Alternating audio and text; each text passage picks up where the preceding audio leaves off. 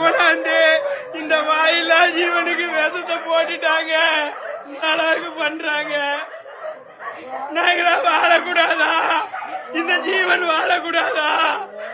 நாங்களா பேசாம பண்ணிட்டு செத்துட்டுமா? எங்க தாத்தா பாட்டா சம்பாதிச்ச இடத்துல இந்த ஜீவனுக்கு, வாயில்லா ஜீவனுக்கு நாங்க பாதுகாத்து வரோம். பேச வைக்கிறாங்க. நாங்க இந்த ஊருக்குள்ள இருக்க கூடாதா? அதுக்காக கொண்டாந்து எங்க வீட்டுக்குள்ள விஷத்தை போட்டு போறாங்க.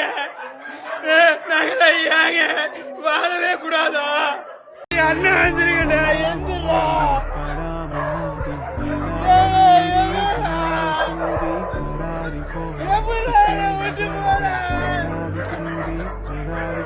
இந்த வீடியோவை பாலாஜின்ற ஒரு கரூர்ல இருந்து போஸ்ட் பண்ணியிருக்காரு. அவர் ஒரு ரெஸ்கியூவர். எல்லா டாகும் எடுத்துட்டு வந்து அவர் பராமரிக்கிறாரு. அதே மாதிரி அந்த வாயில்லா ஜீவனுங்களுக்கு ஃபீட் பண்ணிட்டு இருக்காரு. அவரு காம்பவுண்ட்ல வச்சு வளர்க்குறாரு. அதை நேபர்ஸ் என்ன பண்ணியிருக்காங்க, அதுக்கு ஃபுட்டில் விஷம் வச்சு உள்ள காம்பவுண்ட் உள்ள போட்டிருக்காங்க. அவர் எப்படி அழறாரு பாருங்க. அவர் எவ்வளோ கஷ்டப்பட்டிருப்பாரு அந்த ஜீவனை காப்பாத்துறதுக்கு.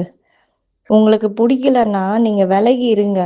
அந்த மாதிரி ஃபீடர்ஸ் நீங்க கடவுளா பார்க்கணும். ஏன்னா என்னோட ஃபேமிலி, என்னோட பிஸ்னஸ்ன்னு வாழாம இன்னொரு ஜீவன் பசிய தீக்குறாங்க பாருங்க, அவங்கள நீங்க தெய்வமா பார்க்கணுங்க. அவங்க வேலையை அவங்கள செய்ய விடுங்க. அவங்க இஷ்டப்பட்டதை அவங்க செய்யறாங்க. அதை எதிர்க்கிறதுக்கு நீங்க யாருங்க? அடுத்த தலைமுறைக்கு நீங்க இதை தான் சொல்லி கொடுக்க விரும்புறீங்களா? மனுஷங்களுக்கு மட்டும்தான் ரைட்ஸ் இருக்கு இந்த உலகத்துல வாழ, வேற எந்த ஜீவனுக்கும் வாழ தகுதி இல்லைன்னு நீங்க முடிவு பண்ணிட்டீங்களா? அது ரொம்ப தப்புங்க. இது மனுஷனையும் அழிக்கும்.